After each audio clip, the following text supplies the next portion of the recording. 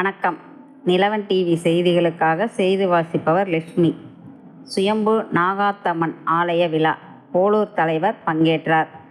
ராணிப்பேட்டை மாவட்டம் அரக்கோணம் வட்டம் திருத்தணி சாலை 3வது மைலில் சுயம்பு நாகாத்தம்மன் ஆலயம் அமைந்துள்ளது. இங்கு 5ஆம் ஆண்டு ஆடி சிறப்பு வழிபாடு அன்னதானம் நடைபெற்றது.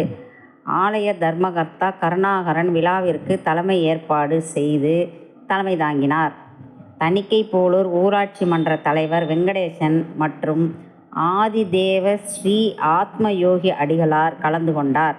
மேலும் போலீஸ், பொதுமக்கள் நலசங்க நிறுவன தலைவர் SNR மற்றும் நகர செயலாளர் ஆனந்தன், மாவட்ட தலைவர் சதீஷ்குமார் உள்ளிட்ட திரளான ஆன்மீக பக்தர்கள் விழாவில் கலந்து கொண்டனர்.